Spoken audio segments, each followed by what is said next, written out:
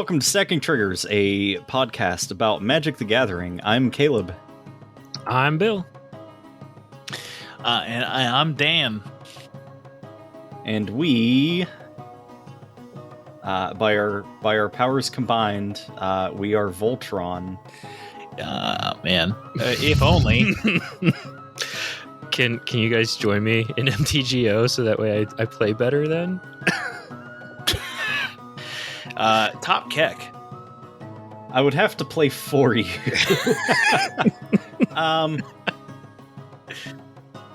So, Gundams are just in Kamigawa. Yeah. We have Gundam robots. One of them is Voltron. Everyone's very excited. Exciting. That's the one. People are dying out there. Exciting people are being completed out there. Fuck yeah! Let's fuck it. Let's start it off now. So Tamio is completed. Yeah, that news broke like immediately after we finished our last episode. So, yeah, in the Kamigawa Neon Dynasty story, there's the first Phyrexian Planeswalker, which is Tamio, completed Sage. So I'm going to read the card first, and then I'm going to talk about the implication. So this is a Planeswalker for 2 generic, a green, a blue, and a green-blue Phyrexian combo mana, which is Phyrexian mana's back, at least on this one card. It has a new keyword called completed, which probably is just going to show up on all of these completed planeswalkers, because this is the first of probably a bunch. Well, so Tamio is Simic, so I would assume we're probably going to get 5 of these that will complete a color wheel of some kind. Maybe. Yeah. Maybe 10. Fuck it. Give us 10. Do we even have that many dual color planeswalkers out there, or are they just making them up as they go? You sweet summer child. I don't know if Tamio has always been Simic, or is it just kind of whatever they want. Tamio was originally blue. She was the face commander for, I think, one of the 2014 commander decks, whenever they had the Walker commanders. I think she was the blue one, I think. Maybe. That doesn't seem right. So they could theoretically just print her in black if they wanted to. Sure. I mean, yeah, they okay. shift colors and pick up or drop a color from time to time. Okay. But completed is the keyword on it, which says the Phyrexian combo mana can be paid with green, blue, or 2 life. If life was paid, the Planeswalker enters with 2 fewer loyalty counters. So it comes down with 5, or if you cast this on turn 4 by paying 2 life, it comes down with 3 loyalty counters. It has +1, tap up to 1 target artifact or creature. It doesn't untap during its controller's next untap step. -X, exile target non-land permanent card with mana value X from your graveyard. Create a token that's a copy of that card. Or -7, create Tamio's Notebook, a legendary colorless artifact token with spells you cast cost 2 less to cast, and tap, draw a card. Is this the answer to the fucking land in Modern that everybody hates? The one that makes the construct land? I can't think. It's the one where it's the saga. Well, thanks land. for bringing it up. Yeah. It's a saga land. The saga, Urza Saga? Urza Saga. There we go. Yeah. Is this the answer to it in Modern? Because how do you fig, Newton? Yeah, I don't get this. Don't you typically play it Urza Saga on turn? It would be what, 3? I thought it's no land, so you'd play it, whenever. Yeah, if you get it opening hand, that's actually pretty fucking good. Okay, because it still taps for 1, and then it creates a construct, and then it fetches you an artifact. Right, but you can make it with her ability, her 1-up, if you're able to get her out fast enough. you can stop to them tap from it down. Yeah, you can tap it down before their next upkeep, so they get less of the. Well, I guess It's I guess not upkeep. They can't tap it for mana. It's an enchantment land. I thought it was an artifact land. Nope. No, it's an enchantment saga and an art. And a land. Enchantment. It's neat because it's called Urza's Saga, and it's an enchantment land, and the typing is Urza's Saga, because Urza's is a typing of land. Yep, You're dumb. It's okay. It happens. Well, thanks for bringing it up. I thought things. Never mind. It happens. Well, whatever. Reading the card type explains the card type. Well, we can talk about shrines here whenever you want to, but except for when it doesn't. So the card looks real cool. Story wise, this has potentially broad and world ending implications because for one, Phyrexians have Planeswalker Sparks now. At least one, so Tamio can just go to every plane in the multiverse, kind of simultaneously drop off a little bit of Phyrexian oil, and then all will be one, which we were promised so many years ago. It's happening. Other than that, Tamio was present during the Shadows over Innistrad block, and was at least partially responsible for trapping Emrakul in Innistrad's moon. So now the Phyrexians, being a hive mind, and everybody shares all the knowledge that each individual possesses. So now the Phyrexians know that the Eldrazi exist. So completed Eldrazi ? Oh my god. Although I feel like if Phyrexia ever went up against the Eldrazi, it would be actually break very bad for Phyrexia, but it's not outside the realm of possibility. I don't know. I was a bit put out whenever we went to Innistrad and there was just no trace that the Eldrazi had ever been there. So I wonder why the set didn't sell. Because it was lackluster and product fatigue. And they didn't have Eldrazi. Mm-hmm. Give us Emrakul 3, the Squeakquel.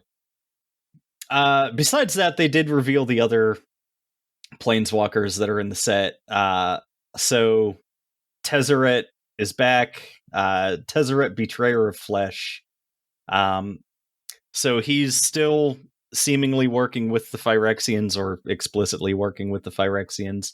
So Tezzeret is immune to the Phyrexian oil, or at least highly resistant to it. Yeah, I was going to ask about that, because if he's working with the Phyrexians, why isn't he completed yet? Because he's already part machine, but I forget why exactly, but something happened to him that he's not necessarily immune to it. It just the oil does not affect him normal. It's a very slow process. So he hasn't been completed yet. I'm sure they would, love to have that happen, but he's kind of plot armored for now. But it's all the 5G. But he controls the planar gate, the planar bridge or whatever. So sure. He was the vehicle through which Vorinclex got to Kaldheim, and presumably Jin Gataxias got to Kamigawa. So Phyrexians are attacking all of the planes that start with K, so bad news for, I don't know, what are the other K planes? Hopefully there's not 3 of them. I wish that you were dead. Oh, yeah, Bill, you suck. Kaladesh? Yeah, Kaladesh. Phyrexians would probably find Kaladesh to be pretty delicious. Kaladesh, not Khans of Tarkir. God help us if they find Kaladesh remastered. Yeah, I don't know. There's Kefalai and Kolbahan, which are ones from Plane Chase, and I don't think they've ever been in the story really significantly, so who cares? But yeah, I'm worried about Kaladesh. Yes, give us more broken blocks. Phyrexian energy. You can pay this with an energy counter or 2 life. Oh no! Oh, please don't do that. That's definitely not good. Yeah. Tezzeret, he has the first activated ability of an artifact you activate each turn, costs 2 less to activate.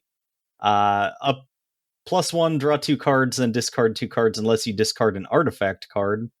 -2, target artifact becomes an artifact creature. If it isn't a vehicle, it has base power and toughness 4/4. So you can turn your vehicles permanently into artifact creatures, so like they don't have to be crewed, which is interesting. And then -6, you get an emblem with whenever an artifact you control becomes tapped, draw a card. Oh my. All I can think of is he's like an auto include in Urza decks now. Yeah, probably. The one that I think is the most interesting is the Wandering Emperor. So like the Wanderer was just like a weird planeswalker that existed and nobody knew what their story was. Only that like their planeswalker spark was erratic, so they couldn't control where they were going and would just kind of show up randomly. But we now know them to be the Emperor of Kamigawa. So the Wandering Emperor is 2 white for a 3 loyalty planeswalker. Interesting because like we still don't know their name.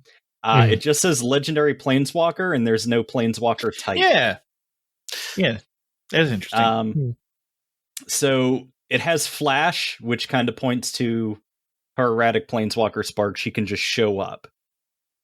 And then, as long as the Wandering Emperor entered the battlefield this turn, you may activate her loyalty abilities anytime you could cast an instant. So it's a combat trick on a planeswalker body. So like if somebody's swinging into you, you can flash it in and then activate one of its abilities to fuck up your opponent's attack. Yeah. So her +1 is put a 1/1 counter on up to 1 target creature. It gains first strike until end of turn. -1, create a 2/2 white samurai creature token with vigilance. And -2, exile target tapped creature, you gain 2 life. So you can flash it in, -2 it, attacker goes away, or, set up something so that you win the combat with one of the other abilities. So seems really good. I think you could just also play it on end step too to just try and buff a creature up super duper fast. Try to double dip on it. Try to double dip before your combat. Sure you could. I don't know. Yeah. I think a planeswalker that does instant speed combat tricks is extremely interesting. You could ephemerate it constantly. You can't, but ephemerate says creature. Oh, well, whatever one would say a target permanent instead then. Ghostly Flicker. Eorian? Yeah, Ghostly Flicker would work. Yeah. I think Ghostly Flicker is permanent. I know you can target lands with Ghostly Flicker. But, yeah. I don't know. Seemed good. The other thing that I wanted to talk about, because I don't think I think we're doing like full spoilers next week, because we should have everything by then. But we got Kodama of the West Tree, which you're missing a planeswalker. That cycle's complete. Oh yeah, there's Kaido, but we saw him before. I don't know if we talked about it before. I don't think we did. Well then, yeah, might as well. So Kaido Suzuki, he's 1 blue-black for 3 loyalty planeswalker. He has a static ability of at the beginning of your end step, if Kaido Suzuki enter the battlefield this turn, he phases out. So he's there every other turn, basically. +1, draw a card, then discard a card unless you attack this turn. -2, create a 1/1 blue ninja creature token. With this creature can't be blocked. So he enables your ninjutsu shit to get through. Mm-hmm. And -7, you get an emblem with whenever a creature you control deals combat damage to a player, search your library for a blue or black creature card, put it onto the battlefield, then shuffle. Oh, okay. Interesting. So everything is a Ninja of the Deep Water. So basically, like, he comes down, you do a thing, he phases out, then on your upkeep, he phases back in, and then he's just there. Like, he doesn't keep phasing in and out. He just phases out the one time, I guess. That appears to be how it works. I don't know. That's the thing with this this set is that there's a lot of stuff that just seems like it's going to be very confusing to play in store whenever you're doing your either sealed or draft events. Well, yeah, I feel like a lot of newer players don't really know how phasing works. Because it doesn't, like, enter or leave the battlefield. It's just the game treats it as though it doesn't exist. Sagas are back, of course. Sagas are, like, gonna be in, not every set now, but it's not an evergreen thing, but it's kind of deciduous, which is like their verbiage for, it shows up in sets where it makes sense, but it's not in every set. Quick question: when did Theros Bed Bath and Beyond release? It's been like 2 years. No, but like what time of year? Fuck, I don't know. I feel like that was maybe a spring release. The reason I'm asking is because sagas are coming back basically yearly because they were in Kaldheim. Right, exactly. That was my point. Thank you for understanding where I was going. Yeah, that makes sense. But so there's a cycle of sagas in this set that are based on, like, old legendary creatures from Kamigawa, which is pretty cool. So one of them is, like, Azusa Lost But Seeking as a saga, and then it, like, turns into like a 3/3 creature. A Likeness of the Seeker. There's one for Kiki Jiki, and I don't think the rest of the cycle's been shown yet, but so that's pretty cool. There's also a new cycle of legendary lands. So I think we've gotten most of these revealed so far. White. Yeah. So, like, the green one is Boseiju, who endures. So it's a legendary land. It taps for green, and then it has channel. 1 and a green. Discard Boseiju, who endures. Destroy target artifact, enchantment, or non-basic land an opponent controls. That player may search their library for a land with a basic land type, put it onto the battlefield, then shuffle. This ability costs 1 less to activate for each legendary creature you control. So I think this, like, it's not strong enough to, like, get banned, but I think every commander deck that has green just automatically runs this forever now. Yeah. Because it's a good utility spell that is attached to it, like, it goes in a land slot. Yep. There's no downside to just playing it as a land. It's great with Gitrog, because then the land enters the graveyard. But also, like, activating the ability on it, it's not a spell, so you can't, like, Force of Will or counterspell it. This is great. It's actually pretty crazy. Yeah. Why is the green one so cheap versus the other ones that are revealed? Because the green channel is like 1 in a green, and the rest are like 3 in blue, or like 3 in another color. Yeah, it feels like this is supposed to be naturalize. Kind of. Yeah. like maybe they're all based off of like something that does something. So let me see. Discard. So Otawara. Return target artifact, creature, enchantment, or planeswalker to its owner's hand. So what is it? Fading Hope. Yeah, kind of. Wow. Yeah, kind of. Yeah, I don't know. That is weird. It is the cheapest Yeah. one. It's just something I noticed because everything else is 4 CMC total Right. to cast that channel. Great. They all also reduce by 1 for each legendary that you control. I'm just amazed that these don't come in tapped. Yeah, like there's no downside to just like taking a basic land out and putting this in.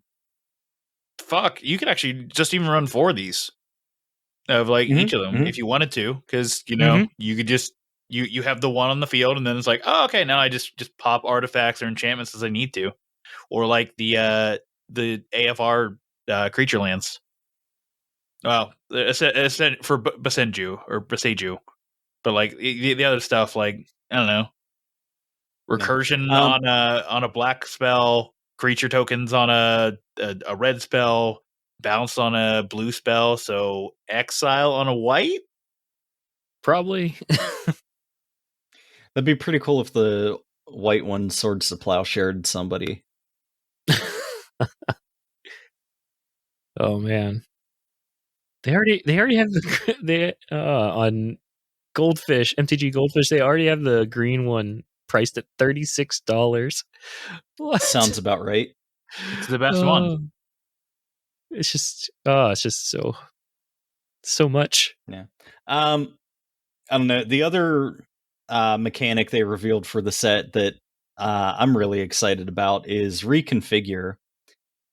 So like way back in the Tempest block, there was a creature type called Lycids, which there were 12 creatures with this type. And it's one of Mark Rosewater's greatest regrets, apparently, because it just was mechanically awful, and like I don't know, it just didn't work, I guess.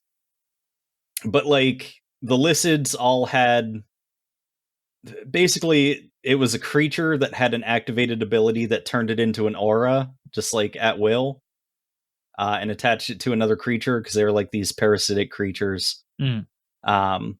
Like Brain Slug from Futurama.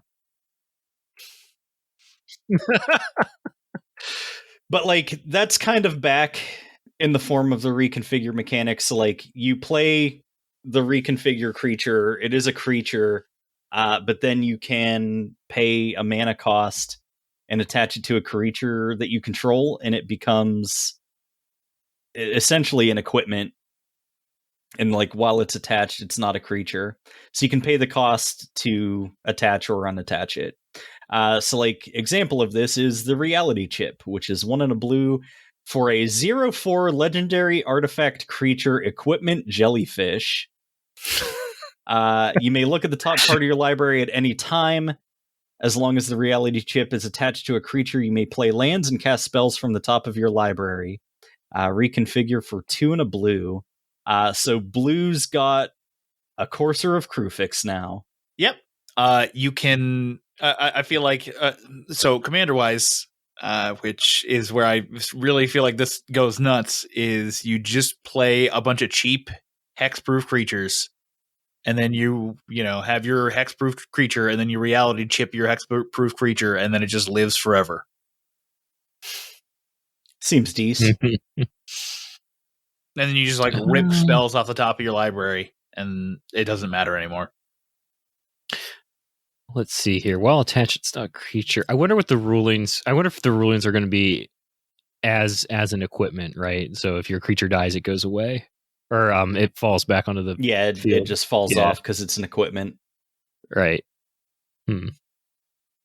So you would have to 2-for-1 it, basically.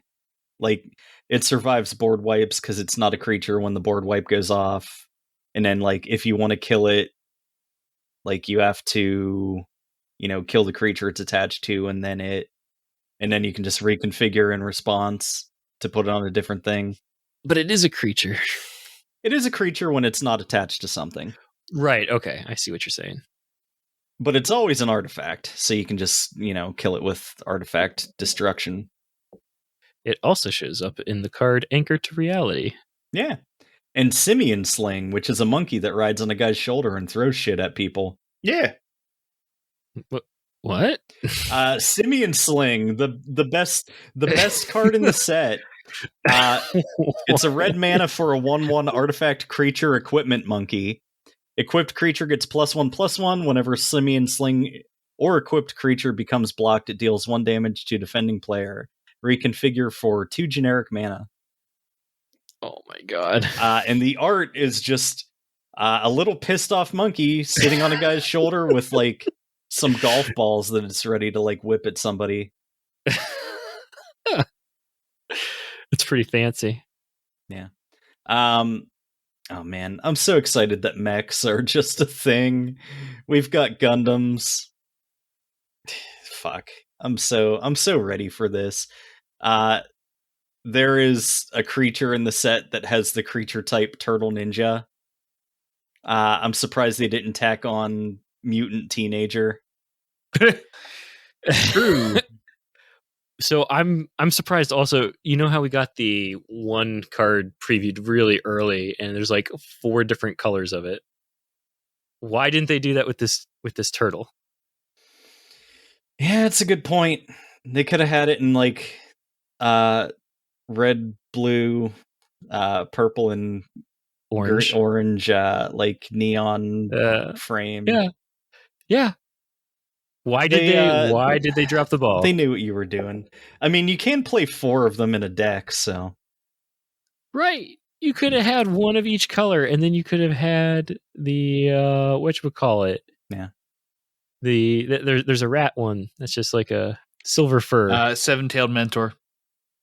Okiba Gang Shinobi.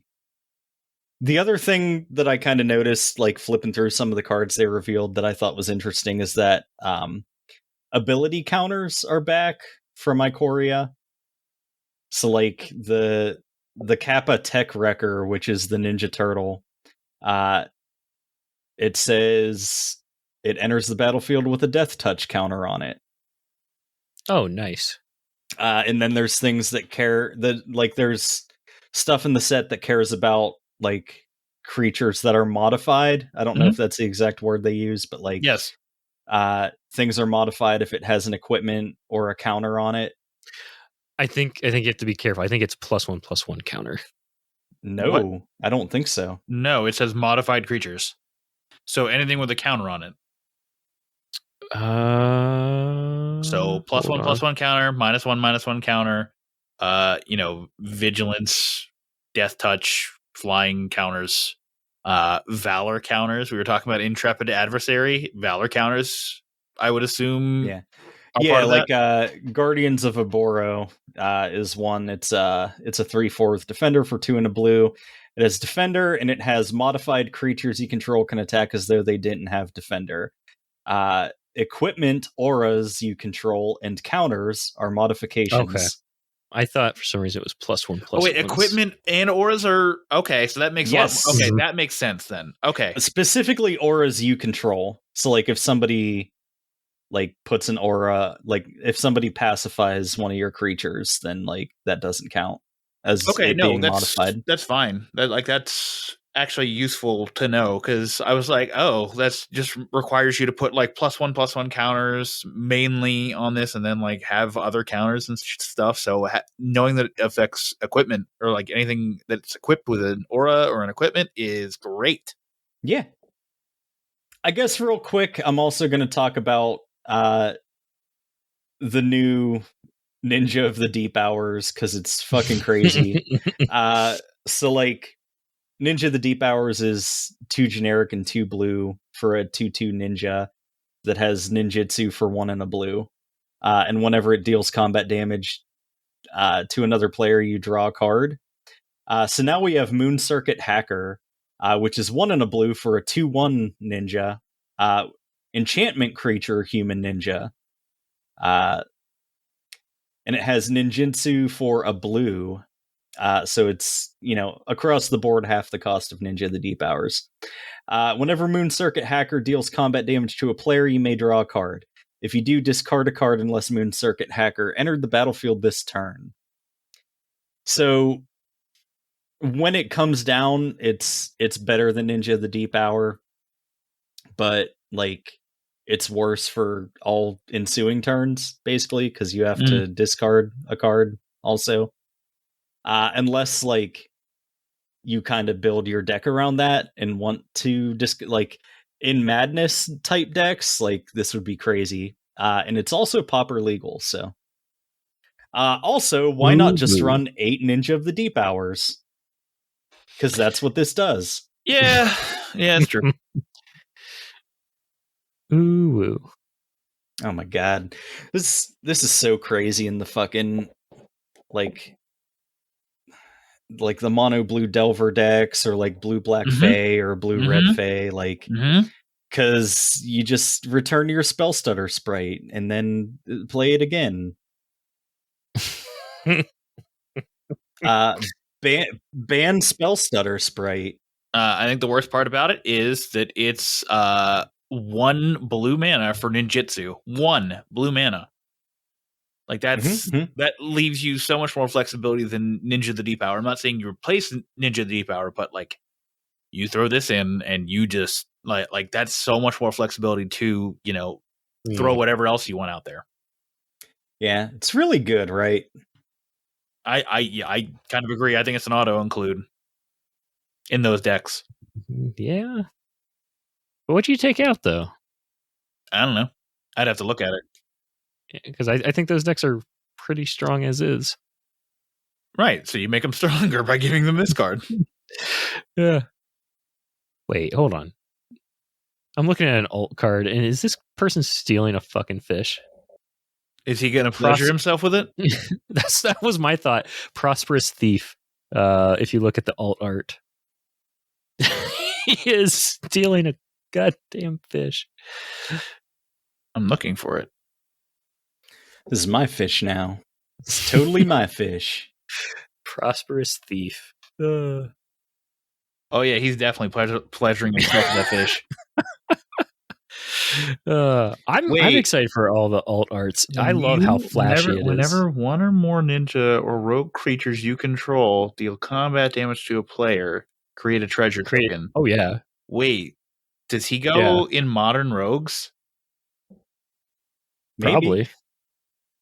And now I have to talk about my favorite card, possibly not just of this set, maybe of all time. It's called You Are Already Dead. It's a black mana for an instant. Destroy target creature that was dealt damage this turn. Draw a card.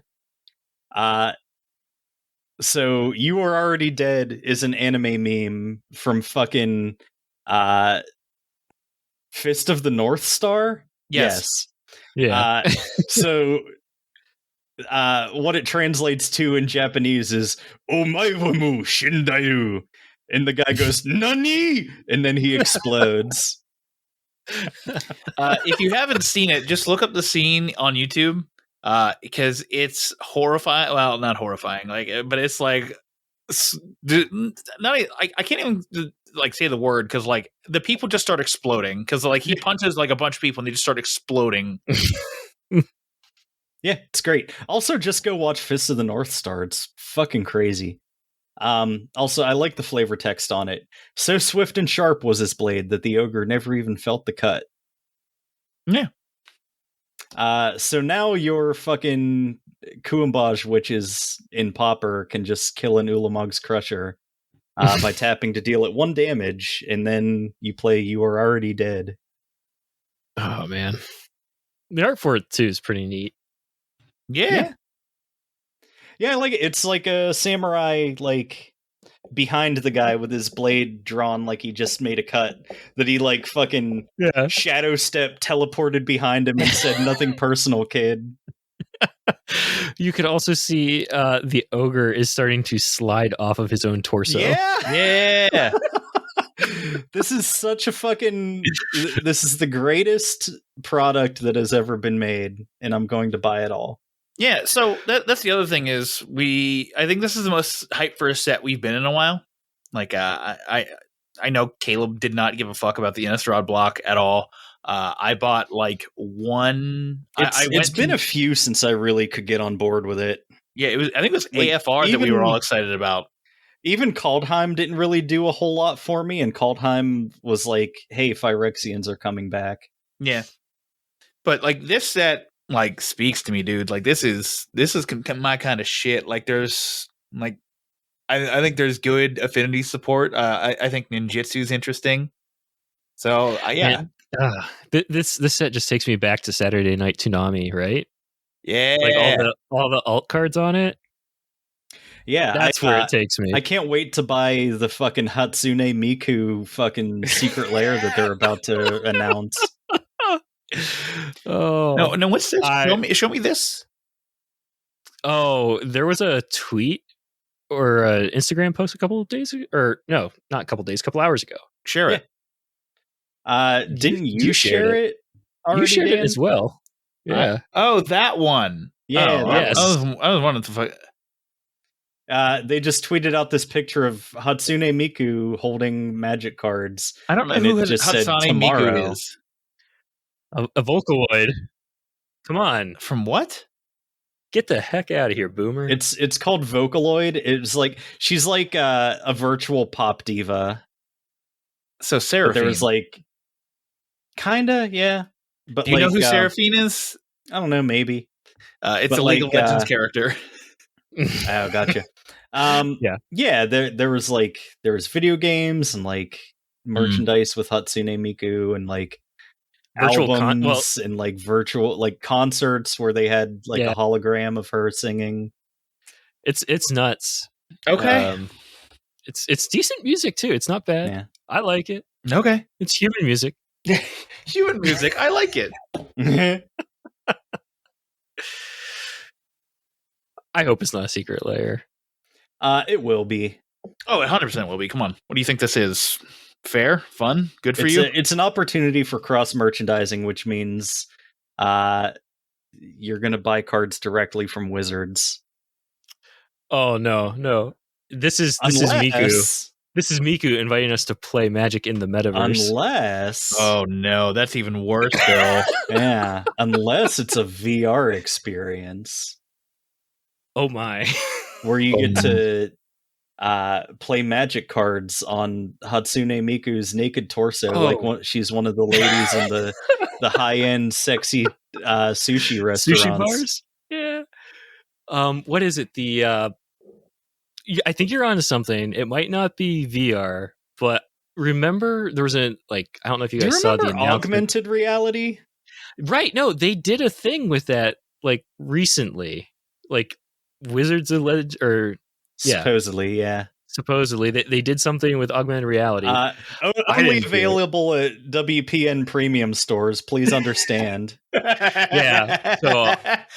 So I didn't get it because nowhere in Buffalo is a premium store. Well, that sucks. If Card Kingdom is not a WPN premium store, then like it's meaningless that WPN premium stores exist. Wait, it's really not? I'm pretty sure it's not. That's fucking insane to me. One of the requirements is you have to be within walking distance of public transit. Like you have to be within a mile of public transit. That's what. Dude, that's nobody what who plays Magic the Gathering is going to walk a mile. It's part of their like accessibility thing, right? Like I don't know why, but it's a requirement. That's to be like saying there store. has to be jetpack parking. I don't know. WP Wizards is stupid. More 11. Yeah. Oh my gosh. But Metaverse, that's where it's at. They're going to start selling you NFTs. NFCs, non-fungible cards. Oh no. No, they know. They now know.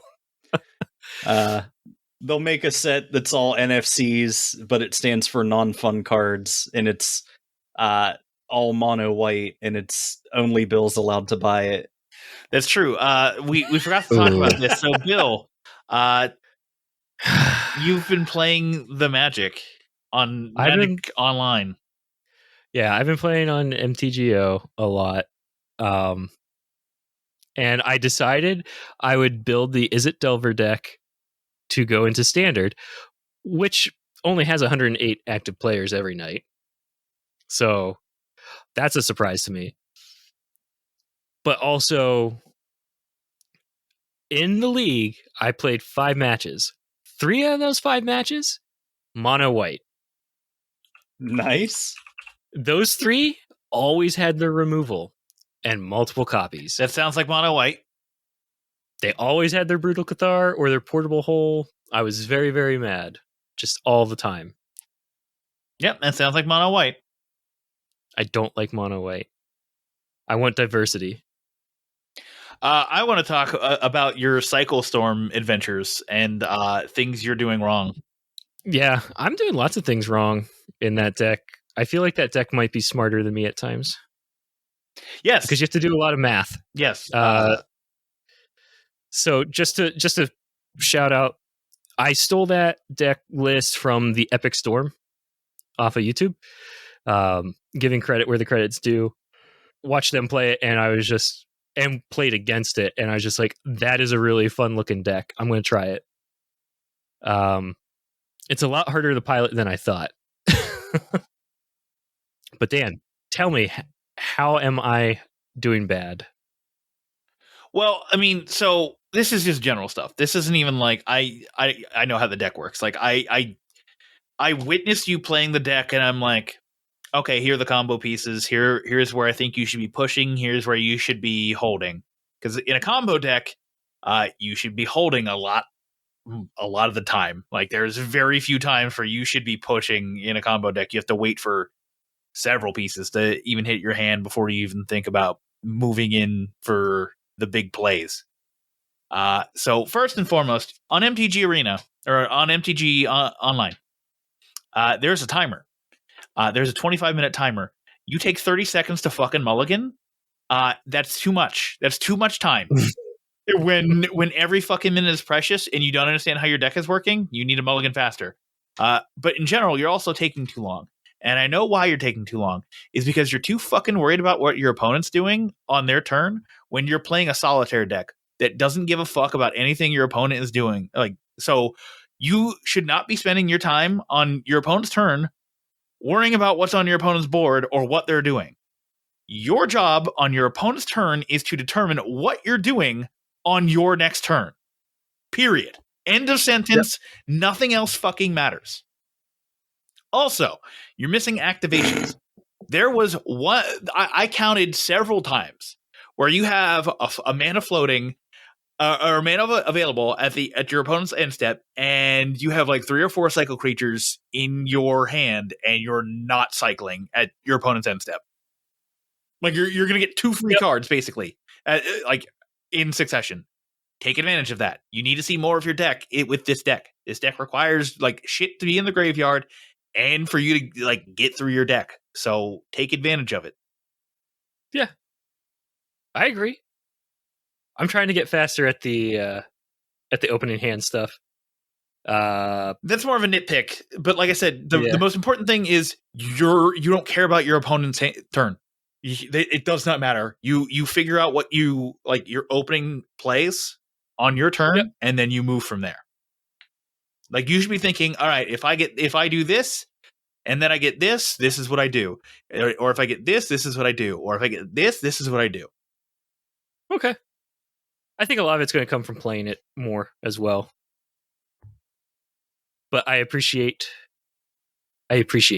you. Yes. I like I said, I'm not going to give you advice on the deck that I haven't played, but that is just general play mechanics that you need to improve upon. Yep. Yeah, I agree. I felt the frustration in Standard because Pauper on MTGO is much faster. People will take literally 2 minutes to decide if they're going to mulligan their opening hand or not in the Standard queue. Yuck. That's awful. Yeah. You can see it. You can see my frustration.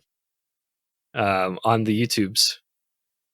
All right, well, it's time for this week's card of the week, which is Tamio the Moon Sage. It's 3 blue for a legendary planeswalker Tamio from Avacyn Restored. It has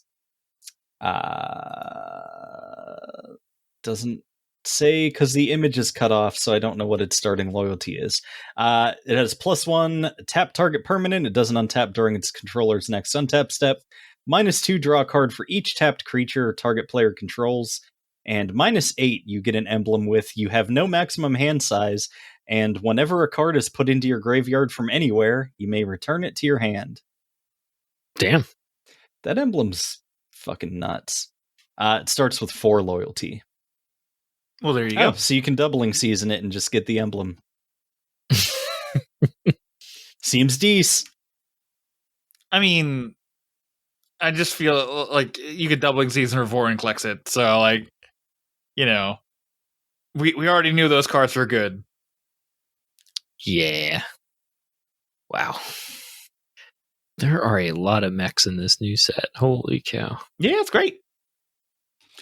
All right. Well, Caleb, I attack you. I move to combat and swing with a 1/1 Blighted Agent. In response, I bolt the Blighted Agent. All right. In response to it being unblocked, I ninjutsu it for what is it? Moon Circuit Hacker. In response, I bolt myself.